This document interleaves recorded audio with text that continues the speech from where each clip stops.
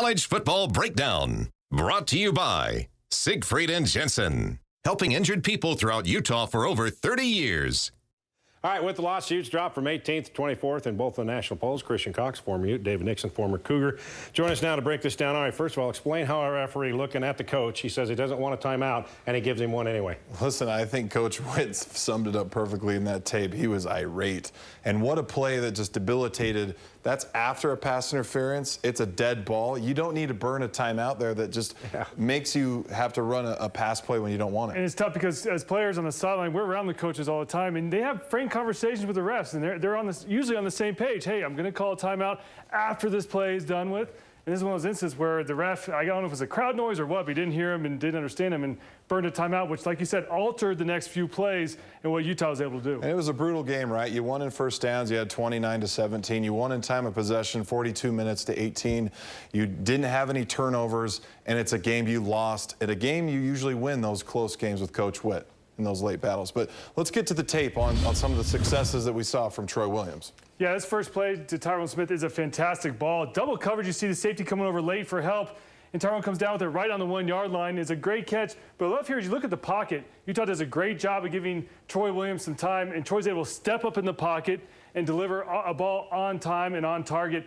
And man, this is a pretty thing, and this is what Utah, they've lacked this in the past, but this year we see Troy Williams able to do this day after day. And you saw how perfectly that ball was put in the window, over the safety and over the corner in the shoulder. A perfectly down the field ball. You're down 28-17 on the road. This comes up where you get a touchdown, where you're now down 28-23, you go for 2. But kicking out over 2, the things that you did well against SC going for it on 4th down is actually one of the Achilles heels that hurt you in this game, where you left points on the board as it was in the 4th quarter. You had an opportunity to get points and only be down by 3 at this point. Yeah, you're going to see a stunt by the 2 D tackles. They're going to both go to our left. And it's really going to throw off the Utah offensive line. And the fact that Cal gets so much penetration on this play, and it kills it from the beginning. And really, there's nowhere to go. You look at it, number 9's upfield. You got the other D tackle coming, and everyone starts rallying around. So the play was dead from the second it was snapped because of penetration, because of the stunt that you see here from the front it's just side. a simple gap exchange. And where you saw against SC, you're 3 yards down the field, 2 yards down the field, somewhere to run. On 4th and 1, nowhere to run, and you leave points on the board, which Utah's struggling with. Going to this final drive, right, where you got the ball on the 1 yard line, you have an opportunity to score. This one's just straight painful. But because you don't have that timeout, you're forced to run play action. But you look at this, the progression.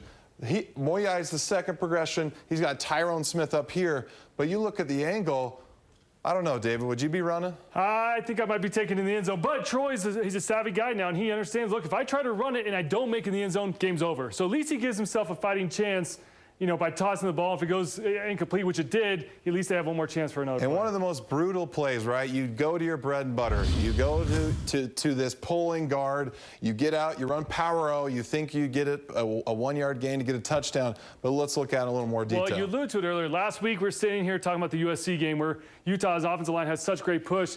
But this week against Cal had him figured out. And you're going to see terrific penetration by, once again, the D tackle. And you're going to see Moss has nowhere to go. He's already backed up. All gaps are taken. You have deep penetration.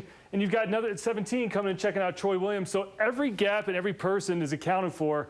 And this is just one of those plays where you got to chalk it up to Cal's front 7 because they dominated when the time came. And who would have thought, right? Cal being the defensive struggling team through the year, and the way you succeeded on offense, that where you got your wins on 4th and short was actually what caused you the game. On that final play, when he handed off Troy Williams, that was just a straight handoff. He was going to that was a pre-read. He couldn't have pulled it out and taken it on his own read, could he? He could have, but 17 would already blitzed and already played the quarterback, and then he fell underneath.